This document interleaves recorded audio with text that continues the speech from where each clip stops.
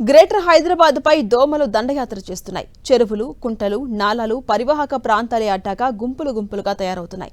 దీంతో రాత్రైతే చాలు నగర ప్రజలకు కంటి మీద కునుకు లేకుండా చేస్తున్నాయి. ఇటు అధికారులు మాత్రం ఫాగింగ్, యాంటీ లార్వల్ ఆపరేషన్స్ కూడా సక్రమంగా చేయటం లేదని ఆరోపణలొస్తున్నాయి.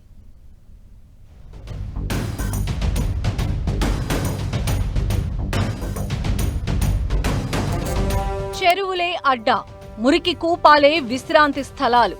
ఇవి దోమలకు కేర్ ఆఫ్ అడ్రస్ గా నిలుస్తున్న ఏరియాలు. నీటి ప్రవాహానికి అడ్డంకులతో పరివాహక ప్రాంతాల్లో నిలిచిపోతున్న మురుగు, వర్షపు నీరు దోమలకు నిలయాలుగా మారుతున్నాయి. దీంతో నగరంలో సాయంత్రమైతే చాలు దోమలు రెచ్చిపోతున్నాయి.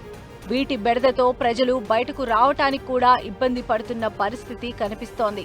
దోమల నియంత్రణలో భాగంగా ఫాగింగ్ తో పాటు యాంటీ లార్వాల్ ఆపరేషన్లు నిర్వహించడం అత్యంత కీలకం.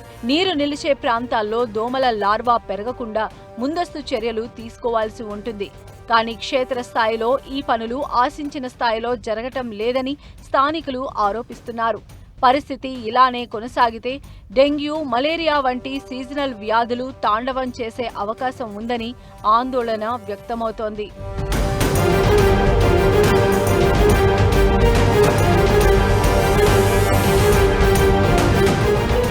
నగరంలో ఒకవైపు దోమల సంఖ్య పెరుగుతుంటే మరోవైపు ఫాగింగ్, యాంటీ లార్వాల్ ఆపరేషన్ల విషయంలో అధికారులు నిర్లక్ష్యం వహిస్తున్నారన్న విమర్శలు వెల్లువెత్తుతున్నాయి. గతంలో మాదిరిగా మలేరియా విభాగం సిబ్బంది క్రమం తప్పకుండా దోమల నియంత్రణ కార్యక్రమాలు నిర్వహించడం లేదని ప్రజలు చెబుతున్నారు.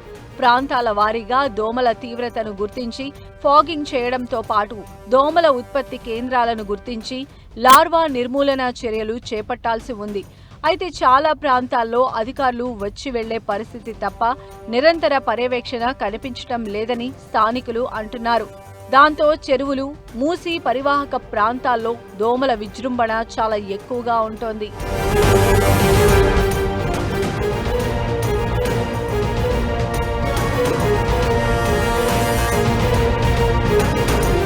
ఇక ఈ దోమల బెడదతో చెరువు పరిసర ప్రాంతాల ప్రజలు తీవ్ర ఇబ్బందులు ఎదుర్కొంటున్నారు.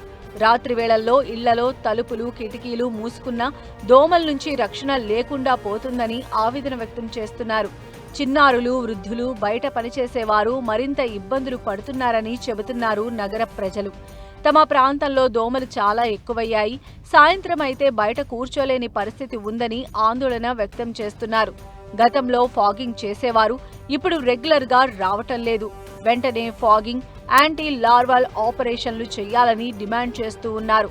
దోమల వల్ల ఏమైనా వ్యాధులు వస్తే తమ పరిస్థితి ఏంటని అధికారులు వెంటనే స్పందించాలని కోరుతున్నారు జనం.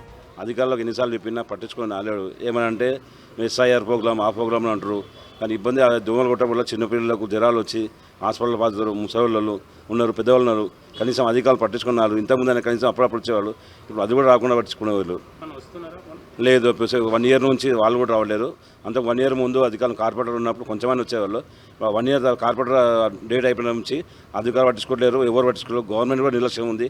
ముందులో గవర్నమెంట్ లేకుండా మరీ ఆధ్వర్యం ఉంది. ముందు కేసీఆర్ గవర్నమెంట్ అంతా ఇంత పనిచేస్తుండే, ఈ కాంగ్రెస్ గవర్నమెంట్ అస్సలు మట్టి పట్టించుకోవడం ఆలోచించాలని. దోమల నియంత్రణలో నిర్లక్ష్యం కొనసాగితే సీజనల్ వ్యాధుల వ్యాప్తికి అవకాశం ఉంటుందని ప్రజలు ఆందోళన వ్యక్తం చేస్తున్నారు.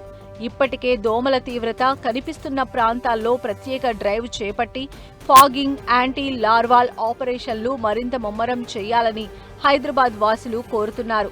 దోమల నియంత్రణపై ప్రత్యేక దృష్టి పెడతారా లేక అలానే వదిలేస్తారా అనేది వేచి చూడాలి.